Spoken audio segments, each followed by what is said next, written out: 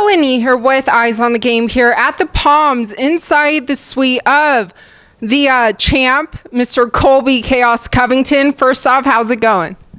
It's going great. Can't complain when I'm living like this. Now back here at the Palms, last time when we spoke in Florida, you were talking about, being here, the king crab legs. So did you get any this trip yet?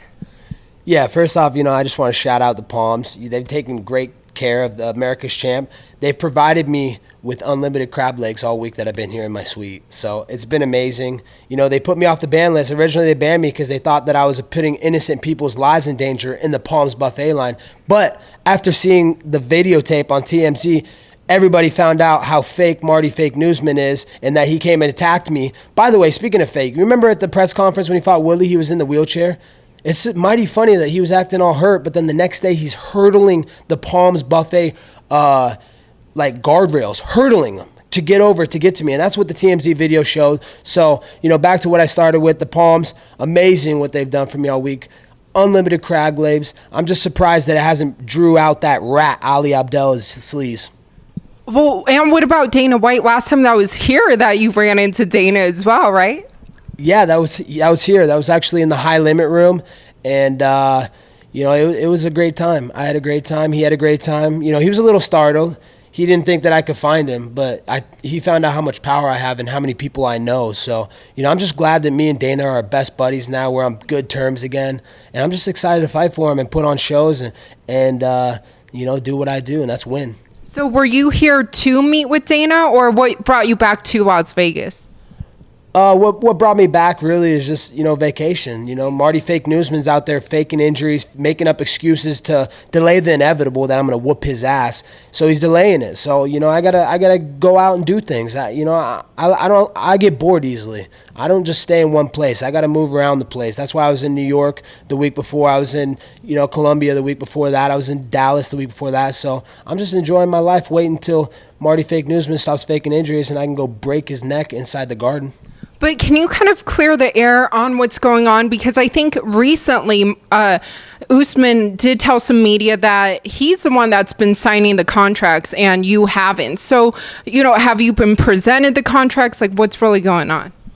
No, I've been presented contracts, as early as June in Chicago. So, and then they talked about July in International Fight Week in Vegas, and then they talked about Australia, they talked about Abu Dhabi, they've talked about everywhere, and it's all on his side. He just keeps delaying. Oh no, I need more time. He's trying to negotiate with the UFC, but he's finding out that no one cares about him. Nobody's interested in him as a fighter, so he's not going to be able to negotiate and get leverage like he thinks he is. So why do you think he's delaying it? Do you think he wants more money, or what is it?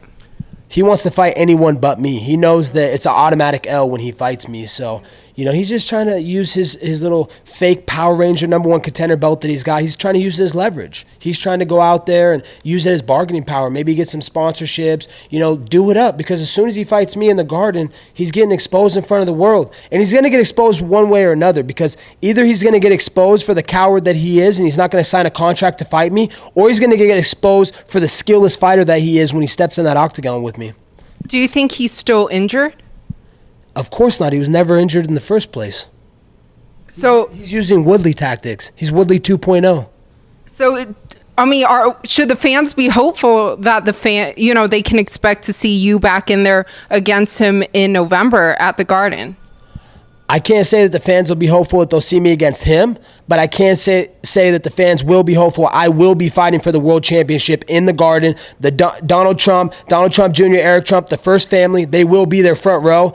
It will be a spectacle, and I will be fighting there. I don't know if it'll be against him. He might not sign the contract. He might not show up. So it could be him, it could be my best friend Jorge Masvidal, or it could be Ben Askren. Who knows what it's going to be, but it will be the Undisputed Championship in November. So with that being said, do you think they're going to strip him? Absolutely. November will be eight or 9 months since he's fought. So how much more time does he need? Like, he's just pushing it back, trying to negotiate and not fight. He's not here to make this division great again like I am. So, they might strip him of his #1 contender belt. I don't really care. I got the real world championship right there, and I'm going to fight for another world championship in November.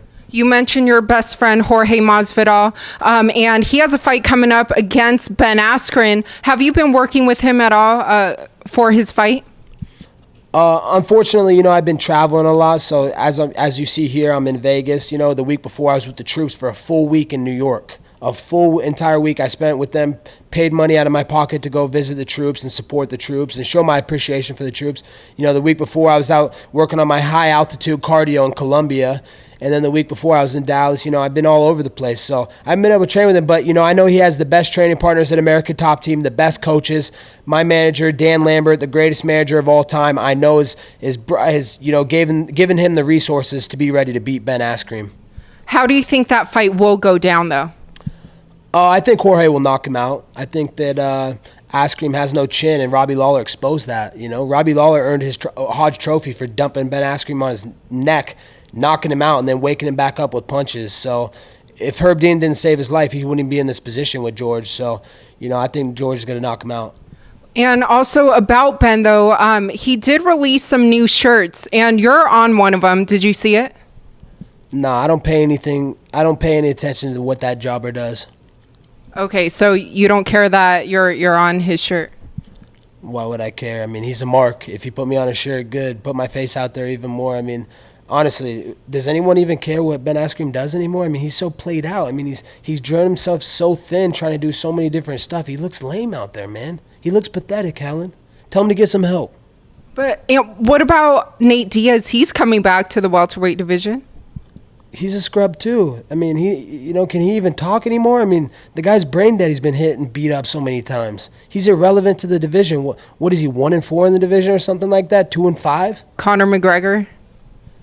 Who's that? That's that leprechaun that cashed out on Proper 12 and is not here to fight anymore. He's here to put up pictures on Instagram and go cheat on his baby's mama.